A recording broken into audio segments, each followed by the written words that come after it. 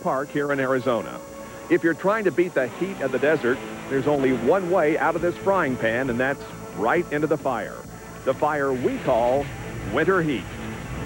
Bob, you talk about going from the frying pan to the fire. Look out, guys. Let me get through. I got to get through. Going from the frying pan to the fire. There's about 68 drivers you're trying to qualify for just 28 spots. So we know Winter Heat this year is going to be fantastic. And somebody will leave Winter Heat this year a household name. A couple of years ago, Ron Hornaday did so well in Winter Heat that Dale Earnhardt picked him to drive his NASCAR Craftsman truck. And last year, Greg Biffle won the Winston Challenge. Right now is negotiating for a NASCAR Busch Grand National ride. So it can happen here at Winter Heat. And how about the server dude, Sean Monroe and his buddy Sean Woodside did so well last year. And from Las Vegas, the Trickle tradition continues with Chris Trickle. And who can forget the emotional display of Charles Utz last year in Winter Heat? Did you catch the leader? Well, he was real confident up until then, guys. He was real confident up until then. But he's a happy guy. He's going back out inside the top 10. This is a class picture for 1996-1997 Winter Heat. And folks, 40 of these guys will have to pack it up and go home.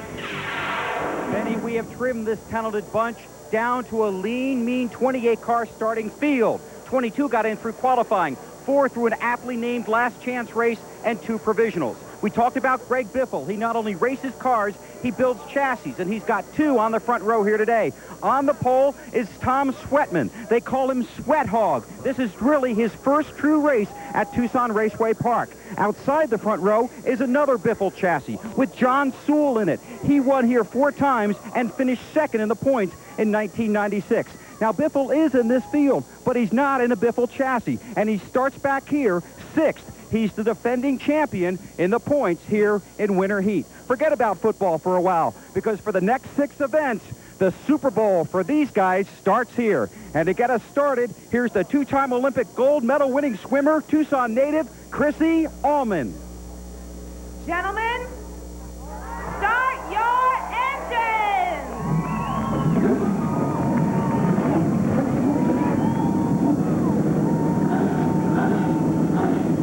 ESPN2 carries you right through the cold winter months with Winter Heat here at Tucson Raceway Park.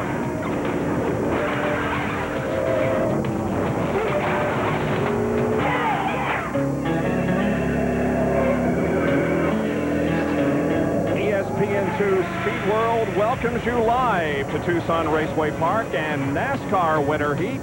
Today, the Winston Challenge featuring the NASCAR late models. States represented here, well, there were 69 drivers that attempted to get into this field. Arizona had 23 represented, California 22, Washington 10, Oregon 6, Nevada 3, and some of the states with 1 representative, Utah, Montana, Minnesota, Colorado, North Carolina. But now, as the field has been set, 9 drivers represent the state of Arizona and California to lead the way, and the field begins to move away for a couple of warm-up laps before the green flag. The Winston Challenge purse is $15,000, with the first place winning $5,000 and second place $2,500. Now, 3 races will make up the Winston Challenge, 2 during the month of December and 1 in January. And the driver with the most points in those 3 races will win $5 grand, and that is quite a purse for these guys. It really is. As a matter of fact, we talked about Greg Biffle won that $5,000 in 1995, 1996. There's our starting positions. Almost a track record. The track record here at Tucson Raceway Park, 15:06.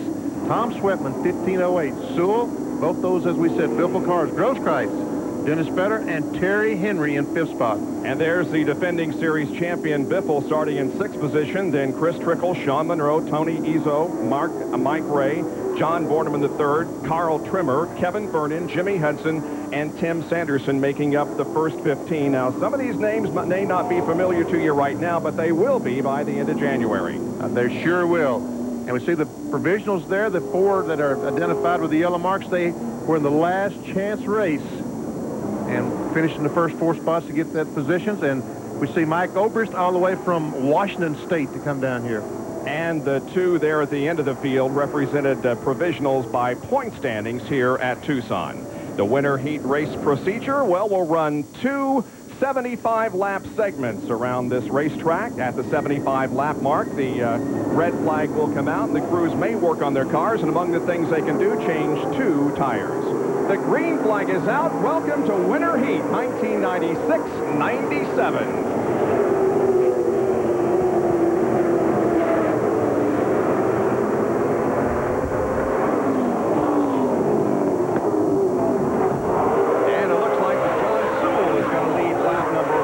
Last chance race was filled with crashes and incidents, and we have one here in the second lap as several cars get together off of corner number 2. Looks like 5 cars involved, including the 7 of Terry Henry. And the 95 car of Jimmy Hudson, we see him in the 75 car. That's Jimmy Waters. And 44, Tim Sanderson, in his very first professional race, is now a lap down. And Jerry Gay in car number 1 also involved in this incident. Looks like he's going to be able to get going again. But the 7 car and the 95, neither have moved away from their position. Now looks like the 95 is going to get going again. So, and there's some serious damage on the front end of that 7 car. Yeah, and that looks, yeah, we see the right front tie rod is broken on the 7 car. The right front wheel will not turn. It's now turned too far out, and the car just not going to roll.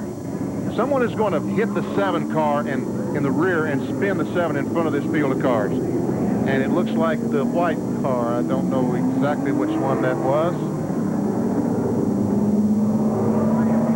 In any case, he went into the fence pretty hard. Right in front of this group is where the, I guess that's like Sean Monroe, yeah. Sean Monroe makes contact with the 7 car. And then other cars spin and crash into the wall behind him. Everybody is okay. The question is, how many cars will they be able to restart, and how many will have to go to the pit area to get repairs for possibly the second 75-lap race. So we'll take a break and be back with more Winter Heat live from Tucson Raceway Park in Arizona. At least 5 cars off of corner number 2. It all began when Terry Henry got turned around. Sean Monroe makes contact. That's Sean in the white car. Pretty heavy contact for Sean Moore, but the 7 car, I guess no one comes along with. Someone hits the right front of his car. It might have been Sean Monroe and breaks the tie rod. And then Bill Weber's down with some of the fellas involved. Bill?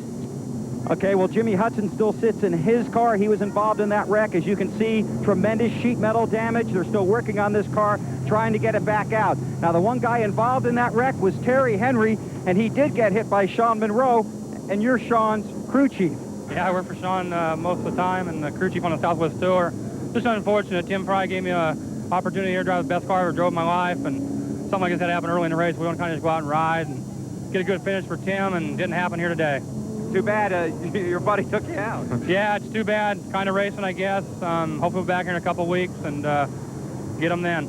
Okay, now let's go back over here for just a second, and just remember, these guys are racing for a lot of points and some serious prize money, so it's a 3-race series. You need to get back out there when you can. Bob and Benny? It's interesting, before the race, we talked to Sean Monroe, and he described Terry Henry as a guy who will win or crash, and I guess it's the latter here in this one, although the crash was probably caused by Sean. By Sean, and we see him taping the deck lid down on this car, and that's going to take the rear spoiler right out of the picture. So I don't know how that's going to work. That is a badly beat-up race car that they're working on and trying to get repairs made sufficiently to get him back out there, at least for the second 75-lap segment.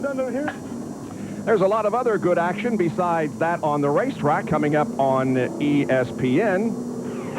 And Tuesday, it's the first day of the DirecTV Great 8. In the first game, preseason player of the year Tim Duncan leads the 3rd-rated Demon Deacons of Wake Forest against Mississippi State. Then Purdue and Chad Austin, looking for a 4th straight Big Ten title, take on Derek Anderson and the 8th-rated defending champs Kentucky. Day 1 of the DirecTV Great 8, Tuesday on ESPN, beginning at 7:30. All right, track is clear now, and we should be going green before too long. While the safety equipment gets back into place, we'll take another quick break from Tucson Raceway Park and Winter Heat. These caution laps do count. We're about to complete lap number 12. On lap number 13, the green comes out. Back to racing, John Sewell at the head of the field, followed by Sweatman, and running in 3rd position is Dennis Fetter. Sewell in 5th place car, fourth place car, Greg Biffle. Both those cars belong to Sewell.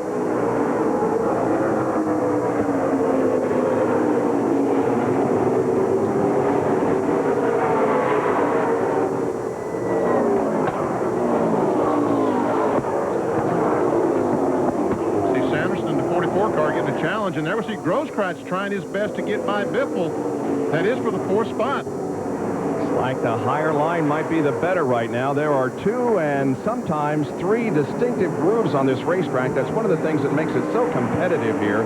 You can run the bottom, the top, or in the middle. And right now, Biffle has moved from 6th position up to 4th, and Grosskreutz is losing a couple of positions here as both the 94 car of Mike Ray and Chris Trickle there in the blue number 70 are trying to go around him. And in fact do. Now Grosskreutz will fall back in line. See Carl Trimmer trying to work his way. And there we see Sweatman is trying his best. He is working on John Sewell in that 99 car. Tom Sweatman is from Cosmopolis, Washington. He ran the All-Star Tour and the Northwest Tour in 1996. He was the Rookie of the Year on the NASCAR Northwest Tour in 1993. And right now, he is going for the lead on the bottom side. John Sewell hangs on, however, and maintains the lead. This is a great little racetrack. The bottom groove is banked 6 degrees, the middle groove 9, and the outside groove 12. And you really can do some serious side-by-side racing at this place. There we see Sweatman once again trying to get a run. He gets a run off the corner, but that 9 degrees of banking in the middle of the racetrack just will not support that car. Trying it once. Down in the corner, can't quite make it. Meanwhile, the 14 car of Dennis Vedder just sitting there watching these 2 race it out in 3rd position.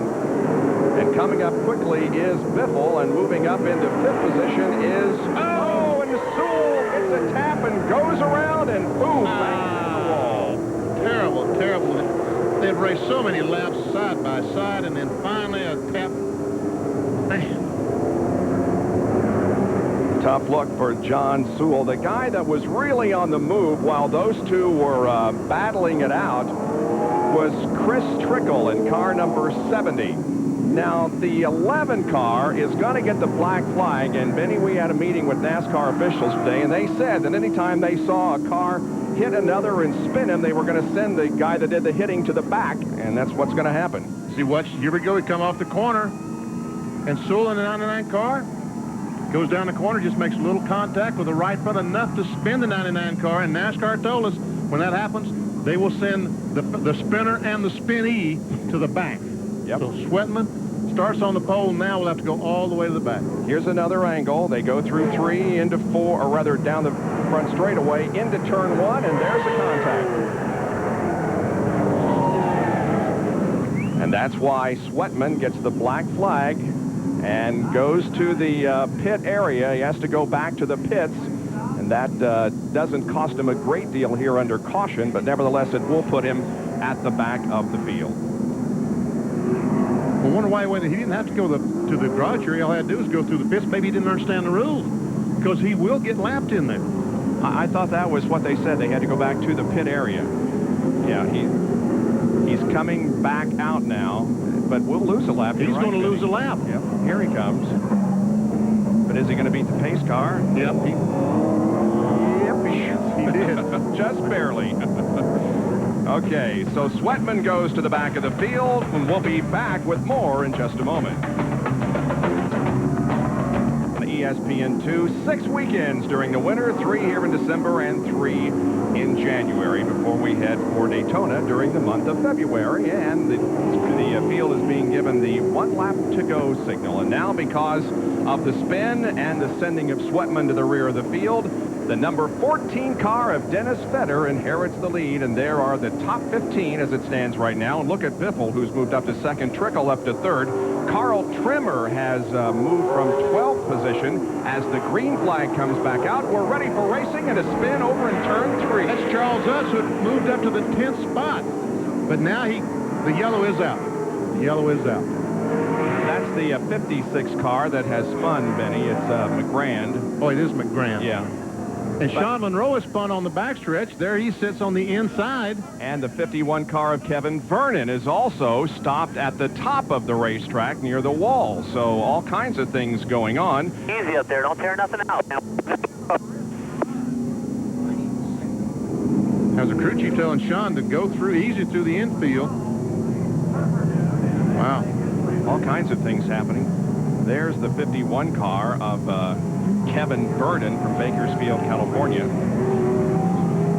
Now here is the initial incident that happened over in turn 3 just as the field was coming around to get the green flag. The red, by the way, is out right now. Let's watch this.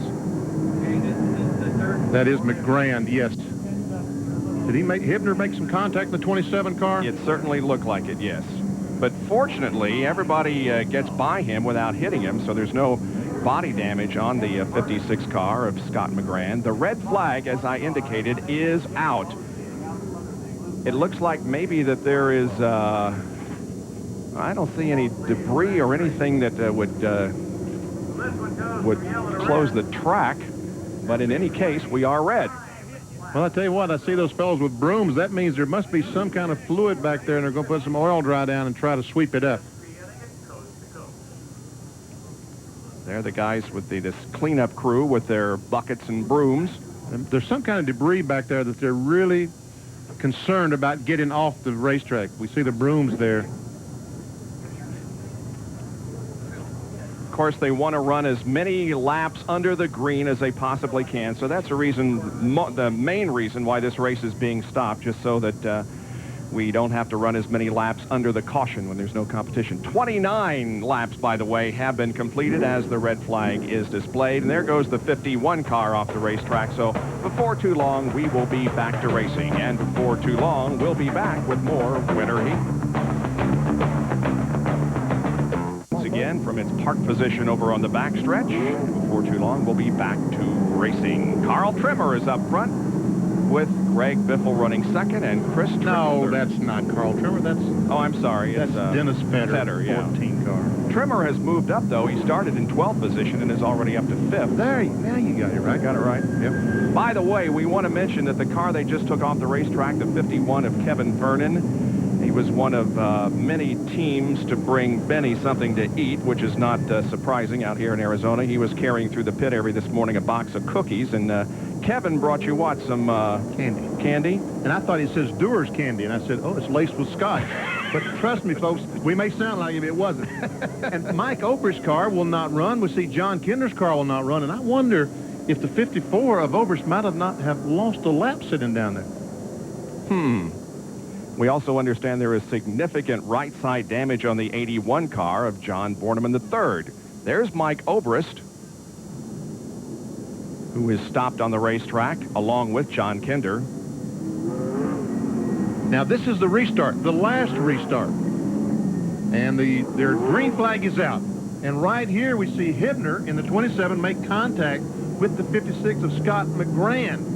McGrand goes around. It was a one-car accident. But then something happened on the backstretch involving the Kevin Vernon and Sean Monroe. As these cars continued on and made the next lap, something happened on the backstretch. So McGrand is away once again. Not a great deal of damage to that car. A little there on the right rear and on the left rear also.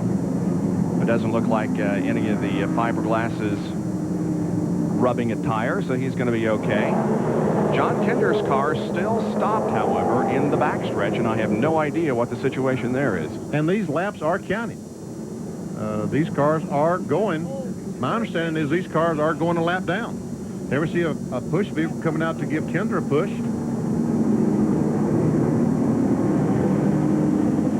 The 5 car of Jeff Bird from Spokane, Washington, we understand is out of the race. He dropped a cylinder.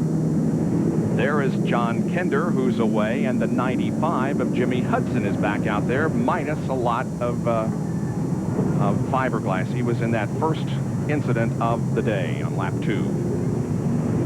A lot of fiberglass scattered around this racetrack. I'm telling you, yep. So while the field gets set for the restart, we'll take another break from Tucson Raceway Park. Stay with us.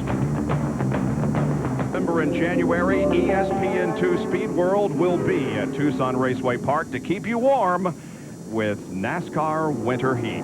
All right, pace car has pulled off. We're about to go back to green. Those laps, by the way, after the red have not counted. Now we begin to count again, and that is the completion of the 29th lap. And look at Biffle take the spot away from Fetter, and looks like that Chris Trickle's trying to go in. Now Fetter's coming back on the inside. Fetter and Trickle run side by side through the corner, although Trickle in the blue number 70 maintains second position. And look at the 74 car of Carl Trimmer. He's the man on the move, and that's not surprising because he's the track champion here at Tucson. He and Mark Grosskreutz are at it. And Trickle's taking a look for the lead. Meanwhile, back in the back of the pack, some 2 and 3 abreast racing here. That's McGran down on the bottom in the 56 car. This just squeezed in there. We see the 44 car, Tim Sanderson. Back to the lead. Once again, that's Biffle in the 16, red, white, blue, and Trickle 70 trying to take the lead. And will he? It looks like he is. He's got a half a car length advantage at the line. They are side by side, almost dead even. I don't know who gets credit for leading that lap. It was close. Here now, Trickle pulls a car length ahead going into turn number 3, and he will be shown as the leader on this lap. Chris Trickle takes the lead. Now he's going to move up the racetrack, and I believe once Trickle gets in the groove, he will be hard to pass. Now see Grosskreutz trying to get by Fetter. It's Grosskreutz in the 72, the red car. And Carl Trimmer in yellow.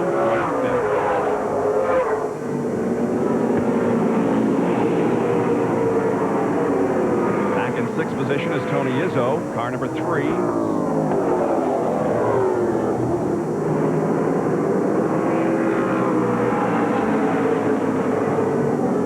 Wow, look at Grosskreutz right on the bottom of the racetrack. There's no banking down there, Mark. He ran those left side tires down under the white line, and it didn't do him a bit of good because he couldn't pick up the position. He remains 4th.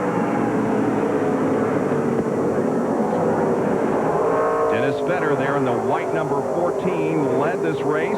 He has 9 track championships to his credit and over 140 feature wins. Last year in Winter Heat, Dennis Fetter in car number 14 finished 7th, 12th, and 14th. And Trickle is checking out. He's pulling away. Yes, he is. Looks like to me that the 16 car of Biffle right now a little bit loose. This is not his car, not a car that he builds. He's unfamiliar with this car, and he didn't know exactly what to do for the race setup. But I believe if he can stay up front and make his adjustments during the break and halftime, he could be a force to be reckoned with in the second 75-lap segment. And he hopes to have that new car ready by our next late model event, which is 2 weeks from today. We have late models today, Southwest Tour next Sunday, then another late model race.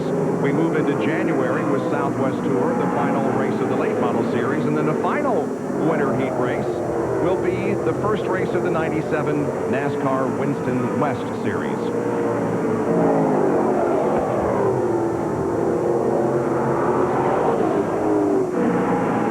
Biffle holding off Fetter at the moment, and Grosskreutz. Trimmer now looking to the inside of Mark. Right now, Biffle is holding up this group. I think all 3 of those cars behind Greg Biffle are faster than he is. But getting by on a 38-mile racetrack is difficult. And more on the Greg Biffle story from Bill Weber. And his story started unfolding this morning when he broke the transmission before they went out to practice. He's in heavy traffic now. They had to work on that. He got very limited track time this morning. He didn't get a chance to scuff his tires. Not only the set that he qualified on, which is the set you start on, but he didn't get a chance to scuff the 2 that he's going to get to put on at the halfway break. Now Trimmer looking to challenge Biffle for that position. Indeed, he's gotten the position from Fetter, so he moves to 3rd position. We're talking about Carl Trimmer in car number 74. He started 12th, is up to 3rd place. He is 57 years of age, and he is the 1996 NASCAR Winston Racing Sunbelt champion. I'll tell you what, he uses every inch of this racetrack to his advantage. A great passing job. Oh, look out. And some contact between Biffle and Trimmer almost spun out. Biffle's going to lose a couple spots, and Grosskreutz and some contact between him and Trimmer. Trimmer sideways off the corner, slammed into Mark Grosskreutz, but Grosskreutz moved into second position. Looks like the 4 car of Mark Owens spun over there in turn number 2, kicked up a little dust, but keeps going. It's my Montana buddy from up in Kalispell. Yep, up in the Kalispell and Libby, Montana area. Now there is how much of a lead Chris Trickle has on this field. It is substantial, and the caution flag comes out. We have David Pook spun up in turn number 2. But there's no contact. We see air between his rear bumper and the cement, so he has not made contact with the wall. This young man, of course, is the son of Chris Pook, who is the founder and president of the Grand Prix Association of Long Beach, the group that runs the kart race every year out in Long Beach and has become one of the most successful street races in the world. But this young man, whose most of his experience has come in open wheel racing in his young career, came here and wanted to get some stock car experience in winter heat. We see David gets his car righted, underway. Well, Dick Trickle's big lead vanished. Yeah, that's so much for that. Chris Trickle, that's Dick Trickle. That's his uncle. Dick Trickle is the uncle of Chris Trickle. So we'll be back to show you a rundown of how they are running at the moment on lap number 51 of the first 75-lap segment of Winter Heat. Bob Jenkins, Benny Parsons, and Bill Weber back at Tucson Raceway Park. There's the field summary here at the end of 53 laps under caution because of a spin up in turn 2 involving David Pook. And we see Charles Utz in the 66th back at 15th. He had worked his way up to 10th spot, so evidently his chassis not exactly correct. He started this race in 19th position, so he has moved up a few, but kind of got stalled back there in the 15th position. You'll notice that our pole sitter, Sweatman, is now running in 11th position. Well, the Patriots and the San Diego Chargers are the teams involved in the Sunday night NFL game tonight at 8 o'clock. Patriots have won the last 4 meetings. Patriots are holding tight on any playoff hopes behind quarterback Drew Bledsoe and running back Curtis Martin. The Chargers hope the defense led by linebacker Junior Seau hold Bledsoe and the New England offense. Serious playoff implications in this one. Be tuned at 8 o'clock tonight over on ESPN for the Sunday night NFL game, the Patriots and the Chargers.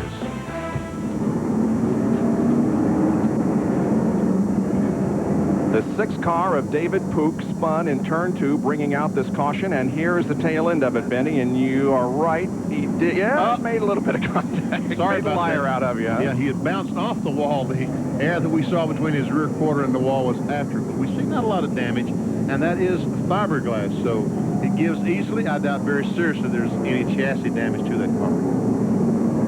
The lights are still on in the pace car. We have radio contact with several of the drivers, and we'll try to reach Greg Biffle here as Benny picks up the radio and says, "Hey, Greg, Benny Parsons up at ESPN. You read me?"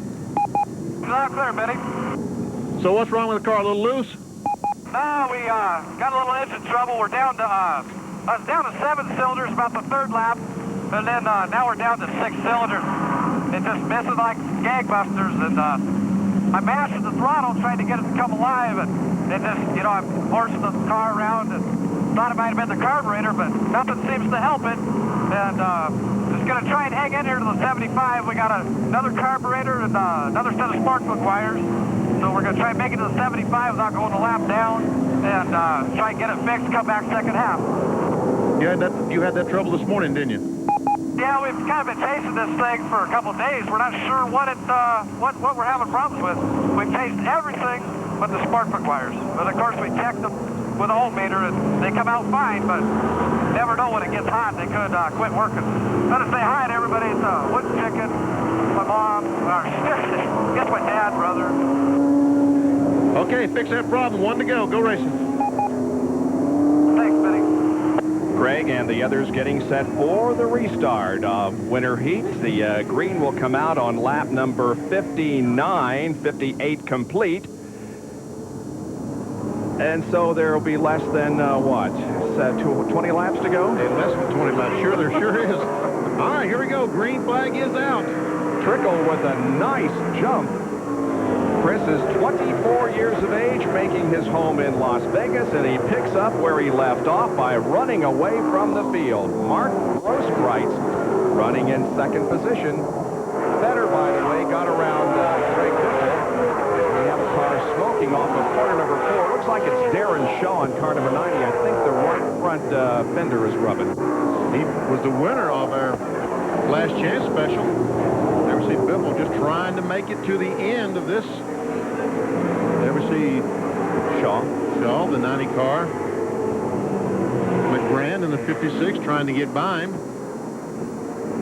He's running in 7th position. And Trimmer tried to take that second spot away from Grosskreitz. Almost had him coming off the 4th corner. I tell you what, Carl Trimmer uses every inch of this racetrack. You can just see his experience. When he comes off the corner beside these guys, he just goes up and just does not give them an inch, but yet he has that car under control, and they have room to get around the racetrack. The 17 car of Ivan Russell has gone to the pit area for mechanical hopes. At least they'll try to get the car back in the race, but for now he is back in the pit area. There is Greg Biffle, who has fallen back from those up front, and the car is just not working well for him at all. No, the engine just, as he said, on 6 cylinders, and that's all he can do is try to stay in front of these fellows and hopefully make some repairs at the break. There is 10 minutes to work on the car, and these mechanics can do a lot of work in 10 minutes. That's Tony Izzo from Tucson, local driver, who's right behind Greg in the number 3 car. Then we have Mark Owens in car number 4, but he is not on the lead lap, I believe. He spun. There he is back in 17th spot. He spun on the backstretch earlier. See, Biffle is running around the racetrack high, trying to keep the RPMs up, what few RPMs he can keep up. And there we see Grosskreitz. And Trimmer's car all of a sudden now has dropped back. Yep, Grosskreitz has opened up a little bit of daylight between himself and Carl Trimmer. I see Ivan Russell, the 17, coming back on the racetrack.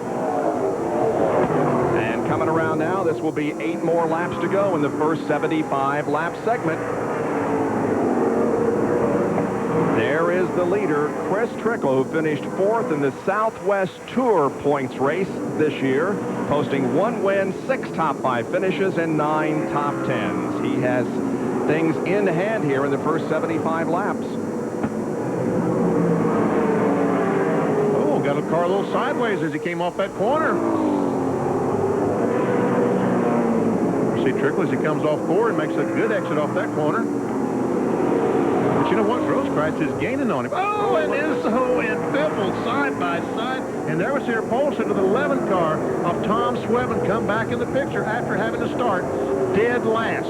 Yep, and remember that red car there, the 4 car, is not on the lead lap. And the 90 car of Darren Shaw has come to a stop, and it looks like the right front has punctured and maybe on fire. It is burning. We see the black smoke. Well, there's a fireman. Now, there's a courageous guy. Now, there is a courageous guy. Stepping right into the fire, huh? And these cars are still racing around the racetrack. Now the yellow flag is waved. Yellow is out. We're 4 laps short of halfway, 71 laps completed, and David Pook spins again over in turn 3, and it was right in front of Chris Trickle. See what Carl Trimmer has his left front fender is knocked in. He maybe makes some contact with that tire. Well, in any case, there we see right there. See where the fender's knocked in on the bottom there? Yep. It might be making contact with that and not being able to steer the car. Let's ask. I've got a radio with him. Let's just ask if he's... Make sure you're on the right frequency now. Okay. Hey, Carl, Benny Parsons up to ESPN. Do you read me? Yeah, how you doing, Benny? Good. Is that fender causing you a problem where it's rubbing the tire? Well, I'm getting pretty loose. I tried to run around the bottom here. It'll bite you, but what are you going to do? They're all on the top. Well, you've been trying. You've been making it exciting for us, and we appreciate that, Carl. Well, I'm glad somebody's enjoying the show. I'm having fun. Well, good luck at that break. So I guess that is not a problem What do you need think left. we ought to do, Benny? I think you're all right. These guys will use their cars up before it's all over. You'll be all right. He's the track champion here at Tucson again in 1996. Carl Trimmer, 57 years of age. And he told his son, Rick, his son, Rick, owns the car, and he told him that he was, never see the fire coming out of the car. And that's the reason why we are under the current caution here at Tucson. We'll take another break just before the halfway point and be right back. The yellow and red flags are being displayed. That signifies the halfway point. That's actually at the end of lap number 76. At 75, the caution comes out, and 76, the red and the yellow. And now they head for the pits, and what happens, BP? Well, the pits are outside the racetrack, and we see them following the pace car to their assigned pit area in the back, and these mechanics will have 10 minutes from the time they enter. And in 10 minutes, they'll say, okay, we're going to line them back up and restart the race. Now, they can do anything they want to, except they can only change 2 tires. That's correct. And the tires of their choice. They can change right sides, left sides, rears, fronts, whatever, but only 2. And trust me, a lot of these cars are going to need some serious work, some serious work. There we see the 90 car. Darren Shaw, and that is the reason why we went caution before the halfway point. And here are the cars coming into the pit area, as we indicated, outside the racetrack, outside of turns 1 and 2. And Chris Trickle, the leader of the first 75 laps, has found his pit position. It hasn't been all that easy, however, for Chris Trickle. On occasions, he's had to wrestle this car. Look at this. Yeah, we see. I saw that when it happened, came off the corner and became extremely loose. Bill Weber, what are they going to do to the car? Now, right now, they are working on the left sides. They're going to measure the left side tires and then change the right. We're going to lean in here and talk to Chris Trickle. First of all, I need to give him these. Okay. He's talking to his crew. If there's a way, we have to go away tighter. Tell us about your car. Car feels real good right now, Bill. Star Nursery Chevrolet is working good. Seems to work good on the bottom. I think that's one thing that's helping us out a little bit. We were able to get underneath a couple of them guys before we used up our tires. I think we used them up a little bit out there for the getting to the lead, but you know, we're going to try to leave the car the same as much as we can and try to make the other guys figure out a way to get us. Now, you're really muscling this car around the track because last year you had some bad luck with your power steering pump and some power steering fluid. You are not running power steering here today. No, you know, that happened the race after that, too, so we went ahead and took that out. I don't mind it too much. The guys got the car turning pretty easy without it, and I'm only making about a quarter turn anyway, so it feels real good. And your guys told me you might need these. Is that correct? Thanks a lot, Bill. Okay, he wants to be able to hear on his radio. Needed some new radio earplugs. I'm going to walk on down here to Mark Grosskreutz and see if we can't talk to him. He's down here about 4 or 5 pit stalls. He's sitting in his 72 car, and he's had a great run here in the first half of our first edition of Winter Heat. Looks like you're having a great run, too, Yes, Bill. yes, and we're going to lean right in here. Well, you told us you were going to be pretty good, and so far a good run for you. Yeah, got a little tight there at the end of that last run. We're going to try to loosen it up a little bit and see if we can catch Trickle. Looks like he's a car to beat at this point, Mark. Yeah, he is. I think we were catching him a little bit at the end of that run, so we'll just have to see how it goes. Okay, that's Mark Grosskreutz, and we need to go around to the other side of the garage here, BP and Bob, and talk to some other guys. We'll be right back with you. Okay, Grosskreutz and the 74 car of Carl Trimmer had some good wheel-to-wheel action out there during the first half. And watch Trimmer. That's when he got that damage to the left front, is he got the car sideways, came down and caught the 72 car in the right rear. And we see Fetter in the 14 on the inside trying to dodge the wreck that never happened. All right, let's take a look at the field summary here at the break. Of course, Chris Trickle is the leader of the race. Mark Grosskreutz is second. Carl Trimmer, then Fetter, Biffle, Izzo, Sweatman, McGran, Waters, and Sewell complete the top 10. And again, Sewell was on the front row, but spun during the first 75 laps. In fact, was spun by Sweatman, who's now moved up to 7th. And Sweatman was placed at the end of the line by the NASCAR officials, and he's worked his way back to 7th spot. And there we see Mark Owens and Paul Banghart, local fella. Ray Sanderson and Pook back in 20th spot. And there we see the cars all the way back to 28th. Bill Weber? Well, Greg Biffle's not very happy. He's working real hard. He's going to slide back into the car. They're obviously working to try and find that miss in the motor. We thought we were going to have a chance to chat with him, but obviously they're working on it. They're changing the spark plug wires right now. We know what your problem is. What are you doing now? We're just regrouping. We're changing everything. They're changing all the 8 plug wires. We got a carburetor change in mind, but I don't know if we're going to make it. We only got 10 minutes. We're running short. I'm running 6 cylinders out there. I just have no straightaway speed. I can't do anything.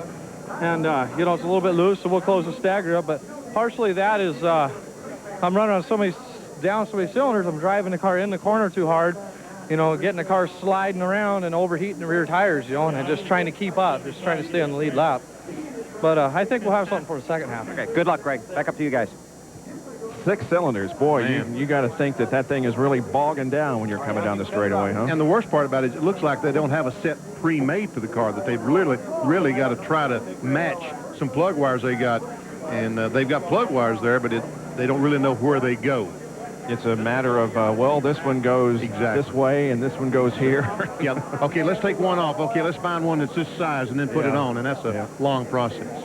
All right, at the halfway point, a lot of activity back in the pit area as drivers and crews try to make their cars run a little bit better for the second 75-lapper, which is coming up.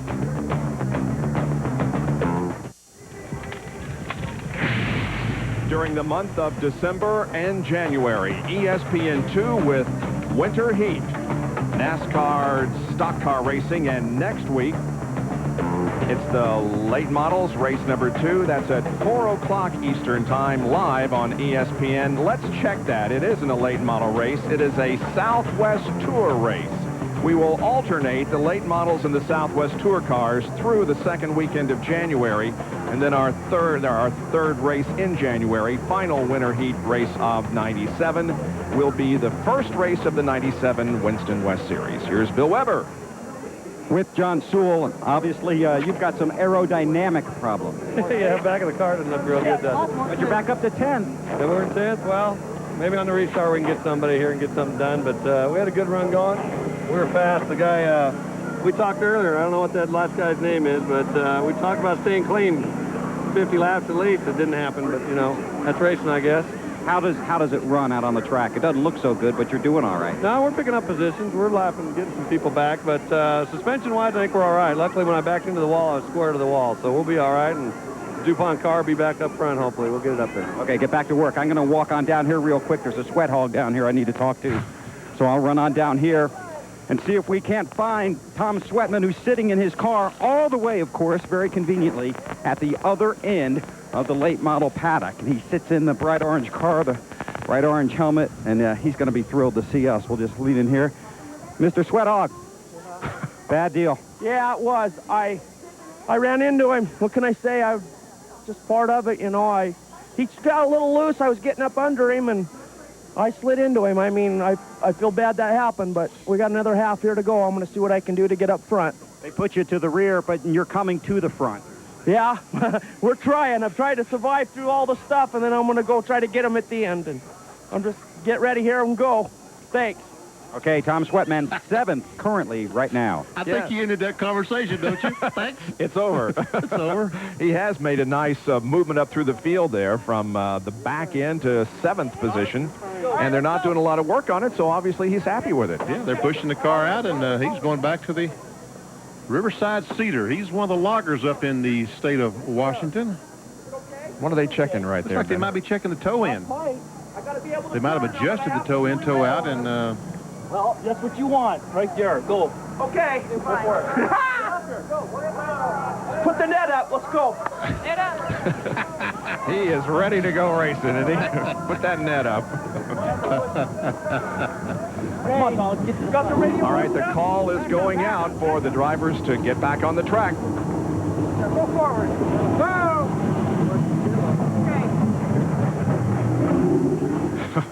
Well, a Sweat Hog is a driver that we haven't heard much about and aren't familiar with, but that's not unusual because a lot of these guys will be familiar to us as the months of December and January pass away. Back with more after this. It's the Winston Challenge for NASCAR late models, the first of 3 races involving the late models here at Tucson Raceway Park.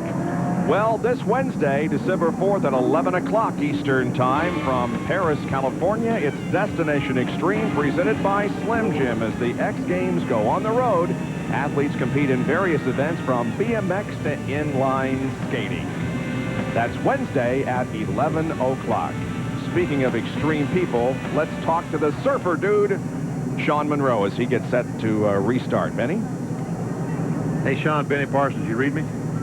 Loud and clear. Okay, what'd you do this ride during break? Well, we found out we didn't have any front sway bars, so the arm's broken, so we totally disconnected that, and, you know, we just try to taper up and go from there. Well, good luck to you. I appreciate it, boss. I'm having a good time. You know, it's just kind of fun. Unfortunate things happened a little bit earlier, but we'll have a good time. I'd like to wish my buddy Chris Trickle best of luck. Hopefully he wins this deal. All right, we'll tell him that. And his buddy, by the way, Sean Woodside, came here with a car, and they had engine problems this morning and so went home, but we look for him back 2 weeks from today with more winter heat. Here's Bill. Well, at the beginning of the race, at the beginning of our telecast, you met Charles Utz, who had an emotional run here a year ago. Another one today. Ran the first 76 laps on 7 cylinders. They came in, found they had a spark plug wire that had come loose from the distributor. They put it back on, thought they'd be able to go to the front. Only now the car has lost its spark. It will not fire. So Charles sits here back in the garage. Another disappointment after an emotional run here 1 year ago.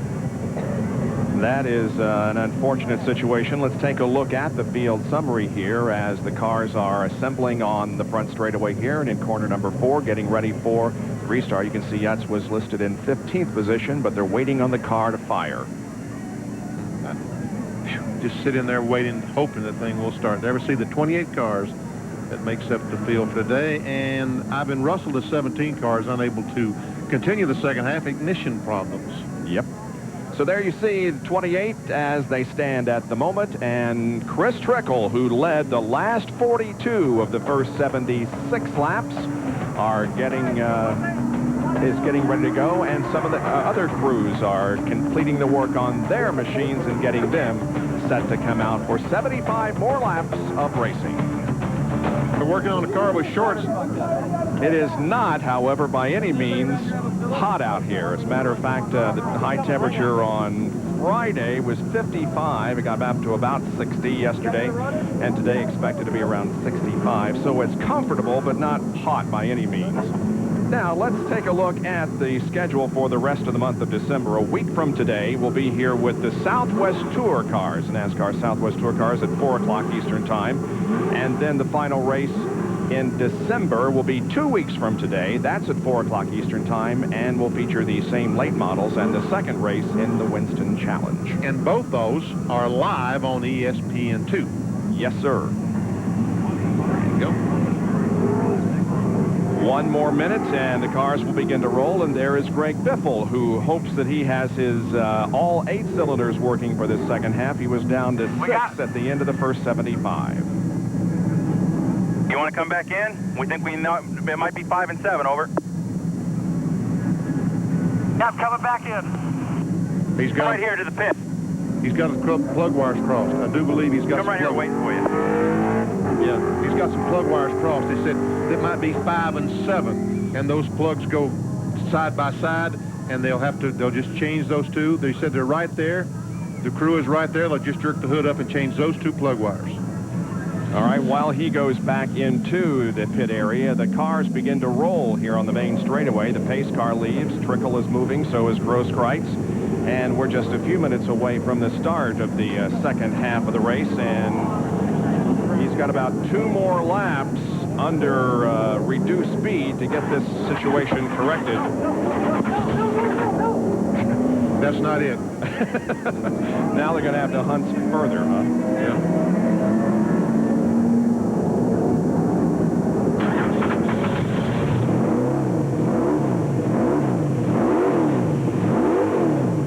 No, that's not.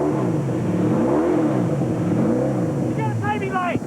That's not 8 cylinders. You can hear that there's only 4 or 5 of them, 5 or 6 hitting.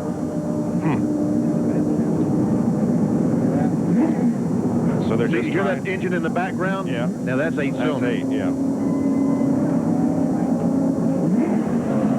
Well, most of these cars, if not all, are on 8 cylinders. Here comes the 66 car of Charles Utz. And the work apparently has been completed on that car. He's going to have to fall to the rear of the field for the restart. By the way, these laps that are being run right now do not count, not until the green comes out. We begin counting the second half of our program. Well, Biffle's car is still not right. You got a plug wire hooked up that ain't even hooked up. Give me some gloves or something. Get this number 1 off here. Here you go. Look. Greg won the $5,000 in the Winston Challenge Series last year, 95 and 96. Paul Banghart was second in the points, followed by Trickle, Trimmer, Grosskreutz, and Fetter. Here it is. Give me a screwdriver or something. Give me that. So the number 1 spark plug on the General Motors car, the odd numbers are on the left side, 1357. On the right side, 2468.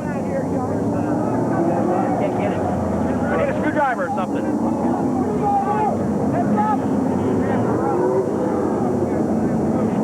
Down in that creek. 1 to go when they come back around. Bill is right there. Well, obviously they're frantic down here. You can see that Greg's sitting in the car. He's been talking to the crew. They're working on these spark plug wires, trying to get things straightened out. Now they're going to push the car deeper into the garage, and this is not a good sign. Give it to him. Give it to him. And we're about to go green. Yep, 1 to go, Bill. Right, fix it out with this screwdriver. I got him up. Keep it up.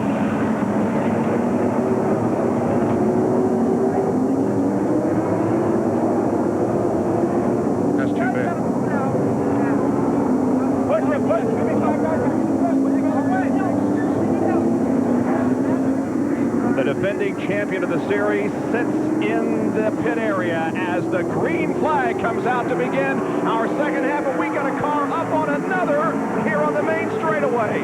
The 3-car of Izzo became hooked on the back of Dennis Fetter's car, and they finally get unhooked. And John Sewell was also involved somewhat. No caution, and look at this race at the front of the field. Grosskreutz trying to take the lead away from Chris Trickle. And he's right on the bottom of the racetrack. He is working on the bottom of the racetrack. But, you see, he does come up and use that racetrack like Trimmer does. And so Trickle, for the moment, hangs on to the lead.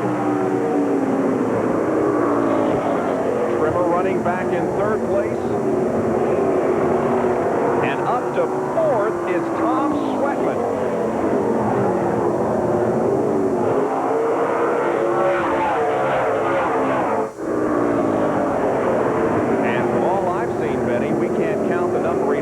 Car right there out of this thing because he has moved up through the field and now is in 4th spot.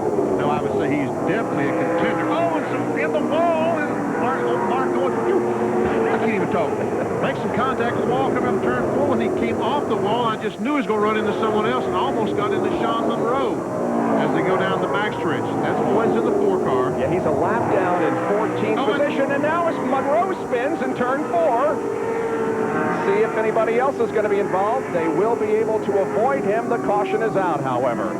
And so far, Sean Monroe has not been lapped. Still, will stay in the lead lap as he continues on his way. Boy, it's been a tough afternoon for him, hasn't it? Yes, it has. This should not be a lengthy caution period as there was no debris on the racetrack, and Monroe is moving once again, so we should only take about 2 laps under caution. There we see Monroe. The 4-car has something broken in the back of the car. When he went in the corner, he slowed down more than Sean thought he was going to. He ran in the back of the 4-car, trying to miss him. Meanwhile, Kinder runs in the back of him, and he's actually who at the 48 spun him out. There we see the 21 car of Kinder right behind the white car. And there's a contact, and around goes Sean Monroe. Yep. Kinder running in 6th position, by the way, and another report from Bill Weber. Well, Greg Biffle has got the motor fired on his DuPont car. They worked on the spark plug wiring. They got it connected. Then the car would not fire. So they had to go back to work underneath the hood. Now he's got it fired, and he will head back out, but he has lost precious track space here in Tucson. And does that sound like 8 cylinders, Benny? Well, it didn't sound very good. It might be 8 cylinders, but it didn't. We'll just have to see when he gets back on the racetrack. No, it didn't sound like he was up to snuff.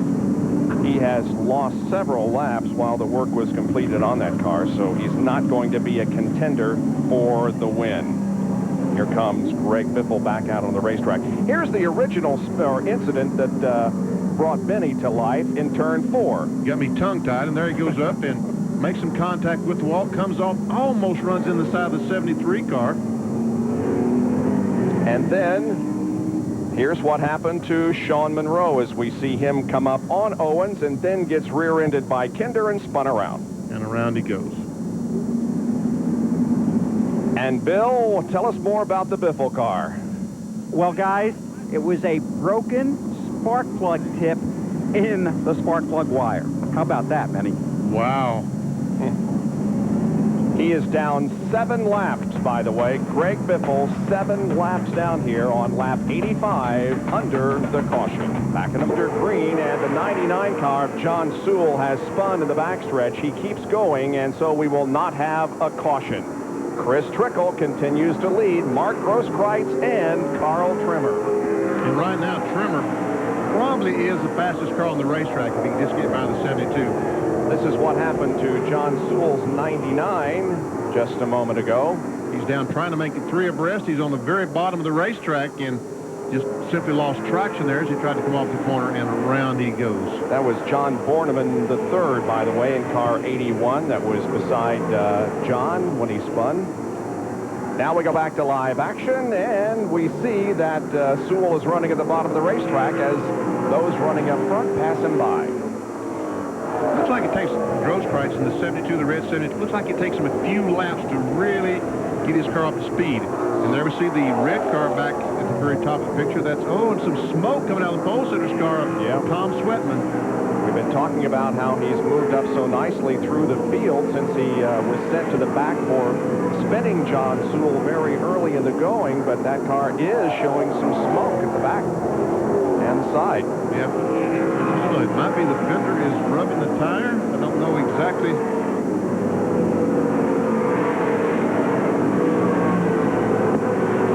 Bill Weber can see him over in turn 2. He thought it was. Bill Weber, what do you think that smoke is on Sweatman's car? Well, Benny, I watched him go by the last 2 times. It looks like the front right tire is rubbing. We'll get a good look at it here. You can see that smoke. And I'm in a little different angle than that camera, but it looks when he goes by me that the front right tire is rubbing against some sheet metal on that car. That's kind of what it looks like, that he's made some contact with someone and knocked the fiberglass in on the tire. It's rubbing, and we see a lot of smoke coming from that. Meanwhile, the best battle on the racetrack is for second spot between Grosskreutz and Trimmer as Chris Trickle pulls away once again. I was talking about earlier, Carl Trimmer's car is owned by his son. Now, that's a switch, because most sons' cars are owned by their dad. But Carl's car is owned by his son. I asked him what he did with that $36,000 he won from the... Ooh, some contact between those two. And a spin over in turn 2. Tim Sanderson is sideways. Is it going to cause a caution? Yes, it will. Caution is out once again. And I'm going to try to continue that story as we see Sanderson trying to drive away. Asked him what he did with his $36,000 that he won for winning the Sun Belt Division. And he said that Carl told him he wanted to race another 10 years, so he had to go out and buy some more race cars. Till he's 67? Yeah, Holy Herschel, he said Herschel McGriff is 68. He's still racing. He said, I know I'm better than Herschel. So. Okay, well, there's the leader, Chris Trickle, as 99 laps have been completed of 150. They're the top 5. Back in a moment. And Winston West Racing from Tucson Raceway Park. Under caution again. Getting ready to go back to green before too long. Chris Trickle at the front of the field. Carl Trimmer now running second. Grosskreutz is third. And there you see the top 15. And you'll notice the 12 cars are on the lead laps. And old Charles Yutz is still on the lead lap. When did Trimmer get in second spot? Did I miss that? Must have happened just before the caution came before out. The caution play? Yeah. But we hadn't seen that. Well, there we go. Here Let's it is. See. Ask and ye shall receive, Mr. Parsons. They come off the corner and...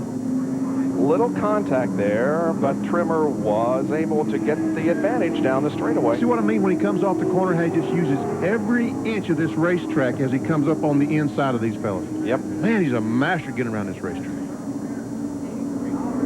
15 pole positions won by Carl in 1996.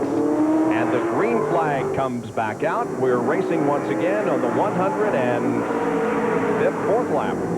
And there we see Sweatman in the 11 trying to get by Grosskreutz. He's trying to use that low grooves. Not quite as far around up there, down there, but isn't as fast. It's not quite as fast, and we can see when he comes off the corner how he doesn't just drift up right in the side of these fellas like Trimmer does. Sweatman, the pole sitter for this race, was the 89 and 92 track champion at Spanaway, Washington. And that city has given us some race drivers, hasn't it? Well, it sure has. 45 laps to go. Trimmer now well into second position as Grosskreutz has his hands full with Sweatman. And that's car that looks like 73. There we see John Sewell goes up by the 75 car. That 75 looks like 73. I called it car 73 a moment ago, but it's 75 actually, and that's Jim Waters from Salt Lake City, Utah. Yep.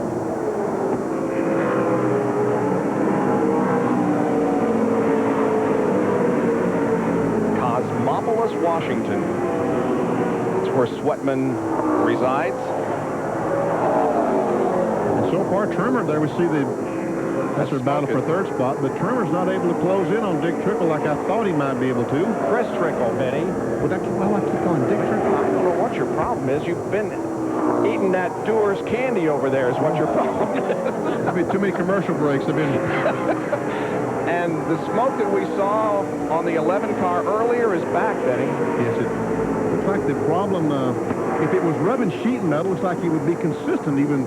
But now, after they run a few laps, it seems to get worse. I wonder if the brake fluid might be getting on the brake rotor and making that thing smoke. It's definitely showing some major smoke now. There it is. Oh! That's not going to help things, I'll tell you that. No. Man, he hit pretty hard. He did hit hard. Sewell going around him. Now, Sewell is not on the lead lap. He's in 13th position, a lap down. Sweatman just came off the corner trying to use all the racetrack, and boom. He used a little bit too much. Got into the fence. See it again. Smacked that wall hard. Watch as he comes off the corner. This is coming off turn 2. And he goes up and just bam. Man. Well, he hangs on to 4th position, nevertheless.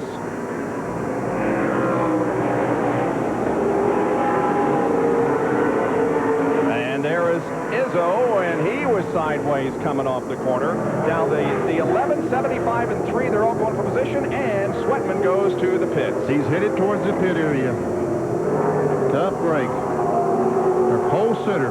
Hope to see him back in 2 weeks, however, and maybe he can duplicate his pole and run a little bit better during the race. Now, there's the lead that Chris Trickle has over Carl Trimmer. And there's 3rd. Now, the battle for 4th position, Izzo in 3, Waters in 75. And give it to Izzo.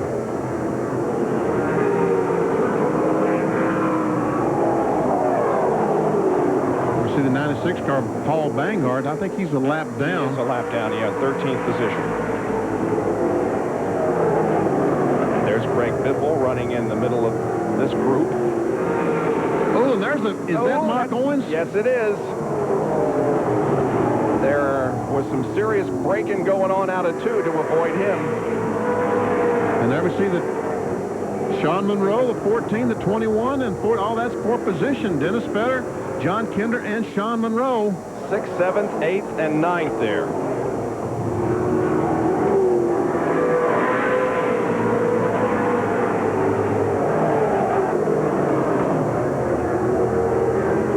Is McGrann the lap down to this group? Yes, he is. Okay. In fact, he is more than that. Showing him about 19 laps down, so he must have made a lengthy pit stop. So Chris Trickle showing the way here in our first late model winter heat race in 1996. The pole sitter of this race, Tom Sweatman, is in the pit area with the hood up, and it does not look good for Tom. We'll be right back. Eighth caution of the day is waving over Tucson Raceway Park. With 128 laps completed, the 44 of Tim Sanderson, a local driver, spun over in turn number 4. This is the guy that's in his first official race. He's had his problems, but spun over again in turn number 3. Here's somebody else that's got problems, Bill. Well, Tom Sweatman was just telling me you have highs and lows in racing, and he's had them all today. He was on the pole. That was a high. Then he got sent to the rear of the pack. That was a low. He worked his way back up. That was another high. Then he broke a bolt on the sway bar, which is what was causing the tire smoke, which is what helped put him into the wall. But you're able to smile despite all that. That's a tough break, no pun intended. Oh, yeah. Had that happen before, and just part of racing. There's a good race going on out there. Ought to be heck of a good race for the fans to watch the end of this one. I got to ask you one question. You've sold this car, so you got to take care of this thing, Sweat Hog. I know it. I don't know. The guy will probably get rid of me if I keep tearing it up. What do you think? But you'll be back. Oh, yeah. We'll be back. Okay, and he's still smiling. He has sold this car, but does plan to run it in the 3 races down here. Sewell also back in the garage now. We'll walk down and talk to him in a minute. All right, thank you, Bill. Well, Tuesday on ESPN, it is the first day of the DirecTV Great 8. In the first game, preseason player of the year, Tim Duncan leads the third-rated Demon Deacons of Wake Forest against Mississippi State. And then it's Purdue and Chad Austin looking for a 4th straight Big Ten title, taking on Derek Anderson and the 8th-rated defending champion Kentucky Wildcats. Day 1 of the DirecTV Great 8 starting Tuesday at 7:30 on ESPN. Take a look at the field summary now. And we have 8 on the lead lap. Charles Utz is a lap down. He has had his, speaking of highs and lows, he's one of those who has had his ups and downs during the day. And Sean Moreau still on the lead lap after all of his problems. And John Sewell, look at him, he's only 1 lap down. Oh, he's in the garage area. I shouldn't have said that. Bill, what's his problem? Well, Benny, take a look. Some heavy cosmetic damage. A very rough day after an impressive qualifying run. Not a good day, was it? I didn't want to come back here and have to talk to you again, but... Well, thanks a lot, but I understand. I understand, too, but we got to own a body shop. That's what we do for a living, so it looks like we're going to be thrashing this week. But we were running, I think, some of the fastest laps on the track here in the last 10 laps. My crew was tiring me, said we had a good car, rear end went out. We don't know, lost a seal or something, so... all those dreams, all that pump, all that hype you worked for all week just kind of took a spill for us. But I'll tell you what, we've got a great crew, and they work hard, and I'm not giving up. We'll be back 2 weeks from now. And you worked all year to get here. You won 4 races at this track and finished 2nd to Carl in the points. Yeah, I've run with Carl Trimmer's big tall order. You know, he's been racing 37 years, so we did good. We set a track record qualifying this year, and Greg Biffle built an awful car, awesome car, not an awful car. But it looks awful now, doesn't it? Yeah. Well, no points for beauty, but A for effort, and we'll see you in 2 weeks. 2 weeks, thanks. Okay, so John Sewell retires from competition here. Hey, have you seen the new network? It's ESPN News. If you don't have it, contact your local cable operator or your satellite provider. Everything from the world of sports, 24 hours a day. It's ESPN News. From nobody else than the worldwide leader in sports. All right, this will complete lap 133, and they'll be given the 1 to go signal. So we got 17 to go. This is going to be a sprint, BP. Well, no one has been able to get close to Chris Trickle. Thank you. I finally said it right. Chris Trickle in the 70 car. But then we see that Sweatman is back in the 11 car. They've repaired the damage. But maybe Trimmer has something saved for him. And we'll see. We'll find out just in a second or two. And Grosskreitz, the 3rd place car, the red car back there, these fellows have, after the break, he's not been able to mount a charge. So Izzo and Waters complete the top 5. Green comes out. Carl may not be showing his whole hand to this point. And look at the 96 car of Paul Banghart, who went in the grass to pick up a couple of positions.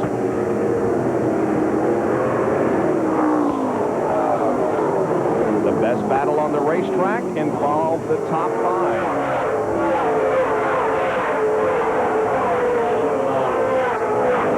Moving out to about a 3-car length advantage down the backstretch. But Trimmer closes in. Looks like Carl's car is just too loose to be able to mount much of a charge. I'll tell you what, Izzo looks like he's ready to give Grosskreitz about all he wants for that 3rd spot. Yep. That's Izzo in the white number 3. He's a local driver. Won the Bud Shootout at TRP in '96, his 2nd victory at this facility.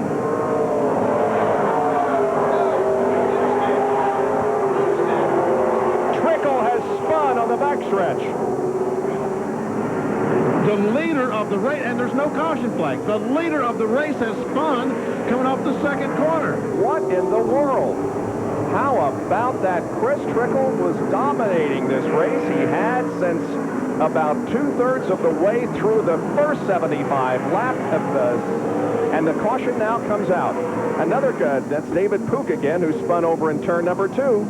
Maybe there's oil on the track or something. That's very hard to explain why Trickle just all of a sudden lost it coming out of corner number 2 and slid down the backstretch. Here it is. Comes off the corner and just around he goes, and watching the car as it goes by. I don't see any tires flat. Wow. That is unbelievable. Can you believe that? No. Just when things were going so right, they go so wrong with 10 laps to go. Wow. Well, we'll try to reach him on the radio here. He's not going to be a happy person, I'm sure. Let's just see what he has to say. Hey, Chris, this is Benny Parsons up ESPN. You got me? Move up. 10-4, go ahead, Benny. What happened over there in the second corner? You know what, buddy? I've been getting loose off it, coming off 2 almost every lap. Tried a different line. I think I got my left front down a little too low on the next lowest banking. I just lost it, buddy. Well, man, I'm sorry. Great show so far. Thanks, Benny. We'll see how many we can pick up from here. Start. Yes. All right, bud. Well, he falls back to 9th position. He had led 104 laps.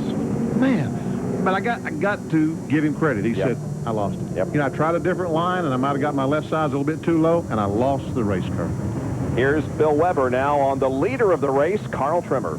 And Carl Trimmer has virtually owned this track. In fact, he helped build it back in 1968.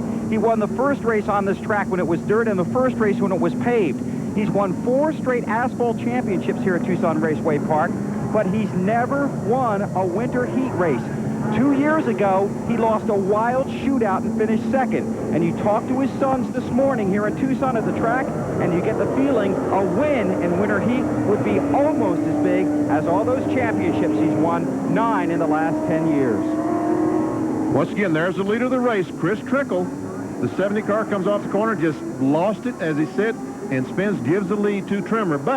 And right now there's a spin on the backstretch. The 44 car of Sanderson has fun as they take the green flag. Meanwhile, Trickle was able to drive by the lap car, so that will help him in trying to pass some of these cars. The 44 car is still there on the inside of the racetrack, facing the wrong direction, but now we do have a caution. Caution comes out once again as Tim Sanderson is headed the wrong way over in turn 3 at the end of the backstretch. Sanderson, another local driver. And it's our 10th caution in 144 laps with 6 to go. Well, Sanderson now drives his car away. And the pace car goes by, picks up the lead. We'll probably get 1 to go this time by. Yeah, I don't see any indication. No, not yet. Doesn't seem like it. Now, that did help Chris Trickle. I got this mental thing. Chris Trickle just a little bit because he had trouble catching up to the tail end of the field. But right now, he is right behind the 21 car of John Kinder. Kinder is 7th, and Trickle is now 8th. But we don't have very many laps to go in this one. Now, why are those guys going by him? They're not supposed to, because we were told the cars on the lead lap are not separated by lap cars when there's a caution in the last, what, 10 laps? 10 laps to go, that's right. Well, now we're getting the 1 to go signal. So this will complete lap 146. It'll be 147 on the restart, and 3 green flag laps hopefully will go to the checker. Charles Utz pulled up there like he was on the lead lap. Yeah, well, maybe he is. Okay, Utz then is 8th, and Trickle is in 9th position. That's why that occurred. Here we go. The green is out, and Trickle goes to the inside and tries to get that position back from Utz. Meanwhile, at the front of the field, it is Trimmer with about a 2-car length advantage over Grosskreutz down the backstretch. This completes lap 148. 2 more laps to go. Carl Trimmer, 57 years old at the head of the field. He won his second Sun Belt Championship in '96. He also won in '87. Has been the track champion here in '93, '94, '95, and '96. Come on, Carl. 1 to go.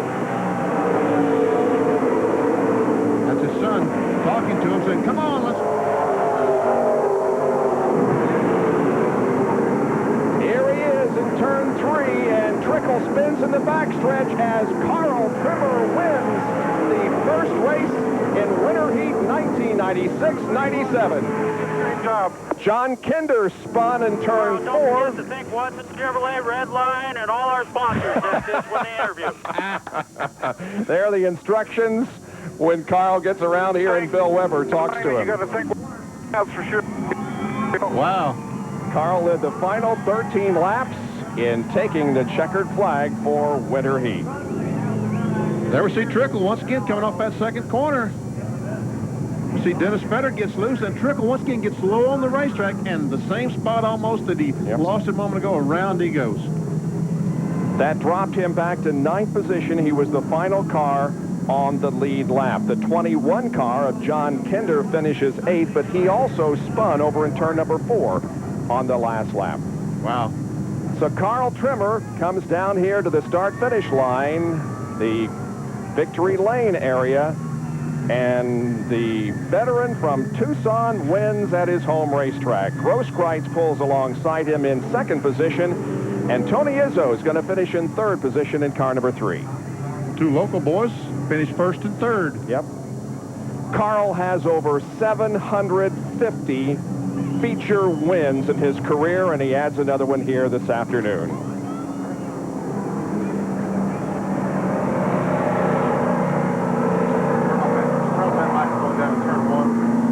Carl getting the helmet off now. He'll lower that net here in just a few minutes and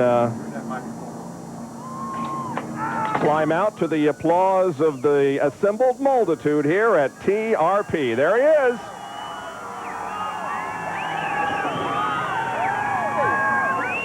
And here's Bill Weber.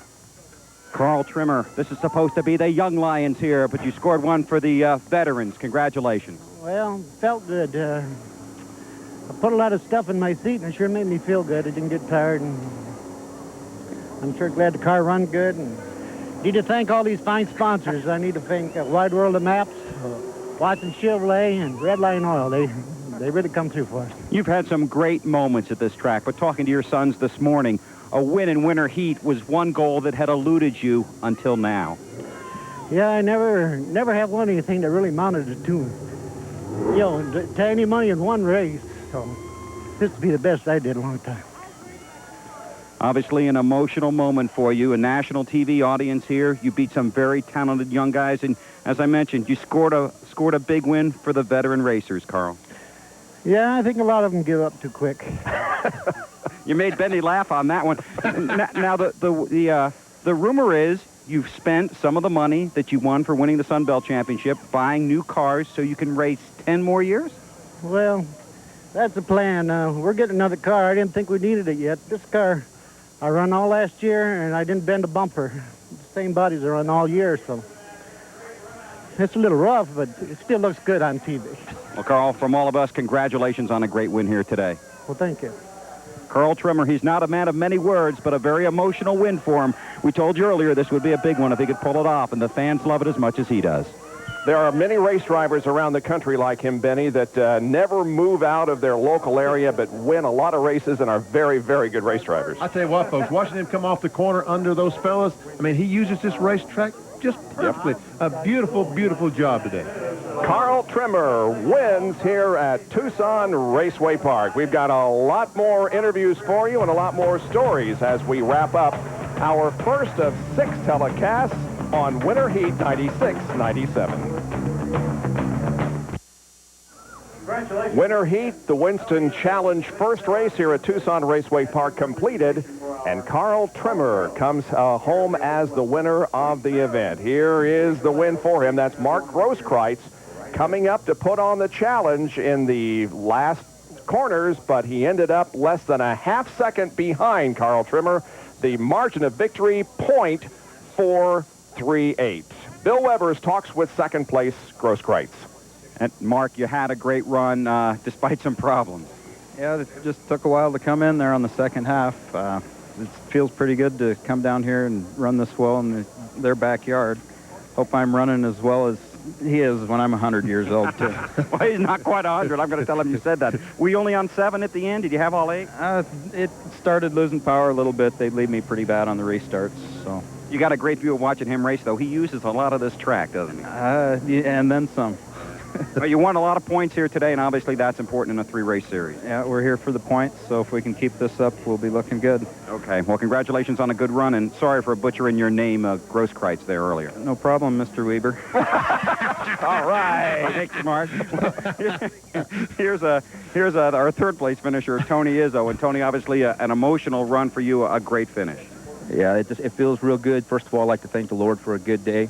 He was with me all day long. I'd like to thank all the sponsors that came out and helped us. Carrie's Matco Tools, Jerry McGettrick, Electrical Engineering, and all the guys that did help us out.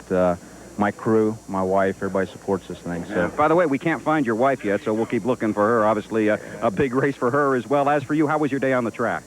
It was a little bit rough. We had an incident down in turn 4, got into Dennis Fetter, which was pretty unfortunate, didn't mean to.